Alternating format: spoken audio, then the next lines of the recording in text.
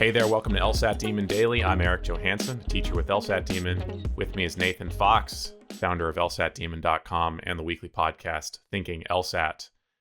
We got an email from Anonymous. Subject, The Final Frontier. Ah. Are you a Trekkie at all? It's been a while since I've watched any Star Trek, but yeah, more original series, I think, than anything else. Do you mean original? Like Shatner original series? Oh, yeah. Yeah. Oh, wow. Okay. Yeah. For me, Star Trek Next Generation, I love it so much. I Oh, it's watched great. so much of it in Yeah. college. I'm a big fan of Jean-Luc Picard. Yeah, All he's right. awesome. My accuracy score is consistently -3 on reading comp 35-minute timed sections. However, as the subject of this email may suggest, I am unable to ever reach the final passage. Yeah, but you're missing 3 questions on the way there. Yeah.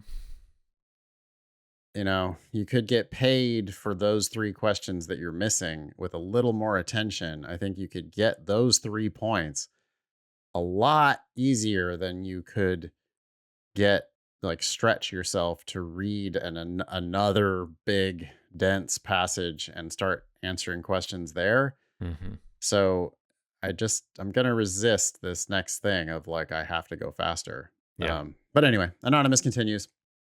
While my accuracy is near perfect. -3, I hate to break it to you, It's is... not near perfect. Yeah. What are you talking about? You're missing a question on every passage. Near perfect is sometimes I miss one. you miss one on Right. those 3. Like when you take a time section and you Right. attempt 3 passages per time section, sometimes you miss one. Yeah. That's near perfect. Yeah, this is not anything close to near perfect. It's not perfect. It's not near perfect. It's borderline. -3 on, you've only attempted 21 questions, but you've missed 3 of them. Mm-hmm. I mean, you're missing 15% of the questions you attempt. Oh, boss, my work is near perfect. I only make errors on 15% of the briefs that I submit to the client. That's not near perfect. That's not even close. So it's clear what Anonymous is misunderstanding here. But anyway, Anonymous continues. My actual score is consistently a -6 to -8 due to me not having time to attempt the final passage. Just ignoring the fact that half your errors or almost half your errors are coming from questions that you did attempt and did miss, but you're just obsessing about, I can't, these ones over here. That's why I'm getting -6 to -8 on the section. Well, yeah, that's part of it. That's like half of it. But the other half of it is the 3 that you're missing on the way there. Yeah. For further detail, my first passage is usually a -0 in 8 to 10 minutes. The second passage is usually a -1 or -2 with 10 or 12 minutes. The third passage takes the remainder of the time, usually 14 or even 16 minutes, with a -1 or a -2. Then I'll throw down all C's or D's in the final passage and hit at least 1 or 2 of those. Mm-hmm. On average, you're going to get 1 right on your guesses. Yeah. What's the last piece of advice I'm missing? I need your infinite LSAT wisdom one last time. One thing that strikes me is you're very, very particular about these stats that you're saying. -0, first passage, -0 in 8 to 10 minutes. Second passage, -1 or -2 with 10 or 12 minutes. Yeah. You're looking for these trends that have nothing to do with what the passage actually said and what the questions actually asked you. Right. And the important thing is, okay, what were the questions that you missed and why did you miss those questions? Yep. I'm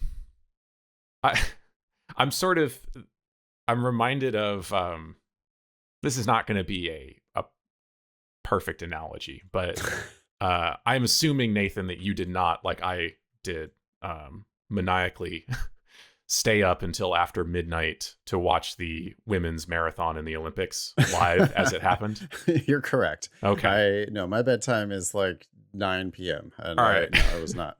Well, I'll fill you in. It was a very exciting race. Okay. And there was a group of about 5 favorites that were in contention late in the race, and one of them dropped off, and then a mile later another one dropped off, and it was just winnowing down to who the final ones would be. Okay. And one of the favorites, Kenyan runner Helen Obiri, who is, I think, has won the last 2 Boston marathons. She's won the New York wow. Marathon. Okay. Very, very good. She was one of the favorites for gold. She ended up dropping off and near the end and placing 3rd. She took the bronze. Excellent. Okay. But she might have asked, well, why couldn't I keep up in those last three miles? What did I do wrong that I wasn't able to make it? I wasn't able to keep up in those last 3 miles. Yeah. Well, it's really not about those last 3 miles, about what came the 23 miles before that. She would not say that. Some novice, some naive fan would be like, oh, well, you just sucked at the end. You're so good. You did everything perfect. You just choked at the end. And it's like, well, no, she went slightly too fast in mile 7 or whatever. And that's why. The reason I bring this up is because what was not actually caught on the broadcast, and people didn't realize until after the fact, she tripped and fell. At the 2nd kilometer of the race. Okay. And she tripped and fell again at the 10th kilometer of the race. Each of those times having to get back up, catch back up to the pack. You better believe that not to mention expended you're beat up. You're expending extra energy to catch up. Psychic damage. Exactly. So nobody saw this on the broadcast. I don't think. It was not something people were just asking, why did she fall off at the end? Like, well, maybe the fact that you tripped and fell 2 times in the first 30 minutes of a 2.5-hour race has something to do with it. I understand your analogy, and I do think that it is apt here.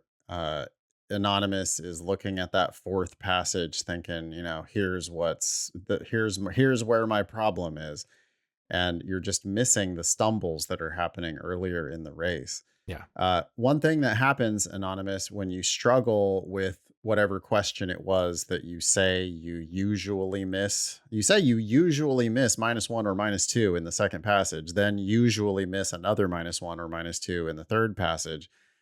Those are bumps in the road that you're tripping over because you're not reading the passage well enough in the first place, or you're not reading the question that they're asking you about the passage well enough. You're not making a good enough prediction. You're going too fast because you're worried about the 4th passage. You're like racing to get to the end. You're then tripping on the way there. Mm-hmm. And you're just not even, it's like you're not noticing that stuff. Not only did those mistakes cost you points, which they did, but those mistakes also cost you time, and they cost you confidence, and you're just accumulating stress and anxiety from not understanding. And so, they're asking for the final frontier here, right? The last bit of advice. Yeah. But the last bit of advice is the same as the first bit of advice. You've come full circle. That you need to slow down, pay more attention to what you're reading, let the test be easy. And if you accidentally finish the first 3 passages and have some time left, and if you accidentally then read the passage and answer a question or 2, you will pick up lots more points. Yeah. But you can pick up the 3 mistakes that you're making, then proceed through that section of the test with more confidence and hopefully eventually more efficient speed, because you'll actually be understanding it. That's the way that you're going to get to that 4th passage effortlessly. Right now, you're like doing it as hard as you can, and that's not working out for you. The LSAT is easy if you let it be. The way that we go fast is by really dominating the content. You go fast by going slow on the passage and really understanding it. Make good predictions, expect wrong answers to be wrong, quickly dismissing wrong answers because they just look so blatantly wrong. And Anonymous is doing it the opposite way. Anonymous is racing, trying to finish, not really understanding what was in the passage, narrowing it down to 2 answers on every damn question, then having to wrestle with it and really consider what that wrong answer might mean. And it's like, no, it's It's explicit. It's wrong. It violates what the passage said. Or no, it's wrong because it's talking about some shit that was not in the passage. And if you would have read it better in the first place, you would not have gotten distracted by that wrong answer. Stop timing yourself on individual passages. Stop trying to reach the fourth passage. Stop worrying about the fourth passage. And instead, focus on the sentence that's in front of you. Really understand that. Move on to the second sentence in the passage. Really understand that.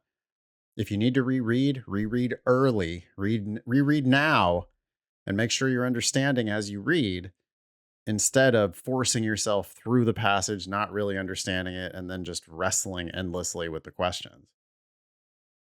Anything more for Anonymous? Yeah, just I guess if we're gonna stick with Jean-Luc Picard, you have to engage with the passage. I like that. All right, mic drop. I'm out. Email daily@lsatdemon.com if you'd like to ask us a question or share some LSAT or law school admissions news. Thanks for listening.